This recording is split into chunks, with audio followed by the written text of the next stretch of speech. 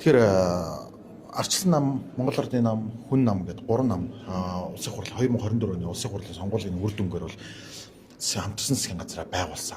За тэг ингэхдээ бол одоо томоохон төслүүдэд урагшлуулъя. За нэг чигт харж одоо урагшаад одоо тогтвортой хөгжлийн төлөө зориг гэж хөтөлбөр санаачлаад урагшлъя гэдэг зүйл ярьж ирсэн. За одоо бас хамтарсан засгийн газрын бас их одоо хэрхэх асуудал яригдж байна. Ер нь анхны зорилго нь ямар байсан юм бэ? Энэ зорилгодоо хүрэх гээд хэр сайн ажилласан гэж танд харж байна. За тэгэхээр одоо энэ анхны энэ засгийн газрыг байгуулахад гишүүд бид нэр бүтэн 24 цаг хуралцсан шүү дээ. Тэр үед мэдээж одоо улс төрийн нам хүчнүүд ч гэсэн дотор маш их хилэлцэн мэтгэлцсэний дараах юм анхны парламентын хурал болсон.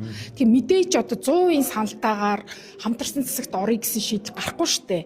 Маш их наан цаана нам дотрооч гаднаач хилцсэний үр дүнд за ямар ч хэлсэн өнгөрсөн 30 жилийн хугацаанд алдсан боломжийн өртгөө нөхөө буюу эдийн засгийн хувьд чадахчи эдийн засгийн хувьд чадахцаараа иргэд санхүү эдийн засгийн хувьд бие даасан ийм байж чадсанараа альва одоо шийдэлт илүү бас хараат бус шийдвэр гарах юм аа. Энэ маш чухал.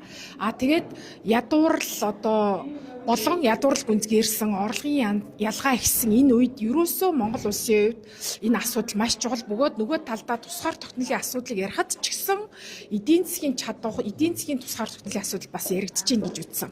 За энэ утгаараа ингээд маш удаан хугацааны одоо ярилцлага хэлцлүүлгийн дараа эдийн хамтарсан засгийн газар байгуулагдсан. За төдийгөөс өдөө болтол одоо тухайн засгийн газарт орсон сайдууд болон ажил үүрэг хариуцсан одоо гишүүд маань өөрсдийнхөө одоо чадах хэмжээнд уйггүй ажиллаж байгаа гэж харж байна. Мэдээж энэ парламент орж ирсээс миний ажиллаж байгаа зүйл бол засах сайжруулах юм процессын хууль эрх зүйн орчны асуудлууд өндөр байна. За тэгээд би бас ээлжид бус чуулганаар хамгийн анх орж ирээд хэлсэн нэг үг маань юу вэ гэхээр өнөөдрийн байдлаар иргэдийн итгэлцэл бол бүр маш доогуур бараг одоо улс төрийн нам хүчин засаг төрдөө итгэдэг хүн маш цөөхөн болсон. Энэ үед бид нар ийм том ажил нуулах гэж байгаа юм чинь иргэдийнхээ итгэлийг сайн бодох ёстой, итгэлийг эргэж сэргээх ёстой гэж хэлсэн байдаг. Гэтэл одоо энэ тохиолдол гарлаа штэ энэ орлогоо нотол гэдэг энэ асуудал хөндөгдлөө. Тэгэхээр би энэ дээр бас ерөнхийдөө цаг алдсан болов гэсэн юм бодолтой.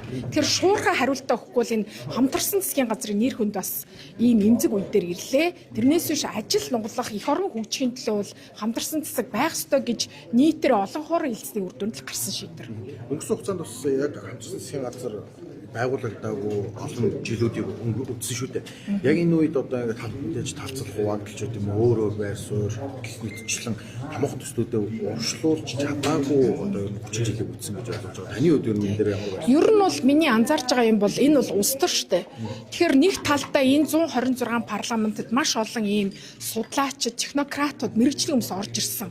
Нөгөө талдаа энд өөрсдөө эргээд улс төрчид тэгээ нөгөө пропорционал тогтолцоо байгаа болохоор бас холимог ийм бэкграунд гэхүү одоо холимог ийм суурьтай хүмүүс байгаа.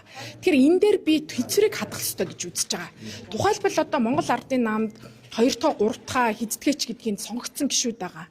Тэд нар нь магадгүй энэ хамтарсан засгийн газрыг зарим тохиолдолд дэмждэг, зарим тохиолдолд эсэргүүцэж байна.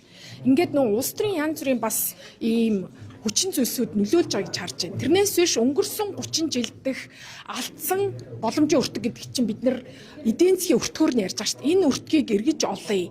Ард түмэн одоо олон нийтийн амьдрал цаг хугацааны туршид урсаар байна. Энэ их орлогын зөрүү, энэ их одоо ядуурл руу орсон энэ байдлаас гарахын тулд эдийн засгаа бид нар тэлэх, эдийн засгийн хувьд чадахтай болох цаашлаад Монгол улсын тусгаар тогтнол энэ геополитикийн хүнд нөхцөл бас яригдж байгаа. Энэ утгаараа том төслүүдэд явуулъя. Тэгэхээр улс төр хитрхи одоо өндөр хувьтай байхаар альва энэ том төслүүд уршилж авах болохгүй юм чи хамтарсан засаг байгуулъя.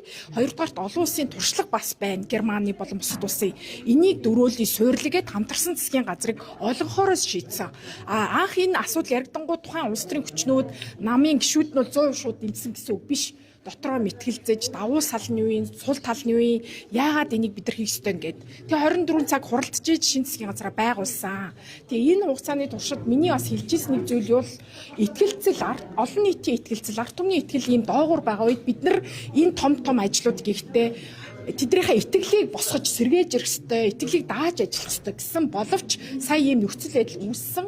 Тэгэхээр энэ нөхцөл байдал орлогоо нотол нөхцөл байдал үүсгэхэд ерөнхий сайд засгийг удирдах байгаа энэ хүн маань маш хурдтай хариу өгөх хэрэгтэй байсан. Одоо өнөөдөр Монгол Ардын намынхан бас үндэсний зүйлийг хурлаа хийх юм байна.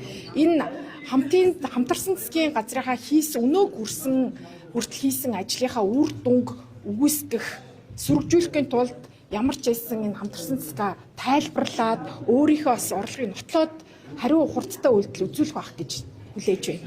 Одоо засгийн газраас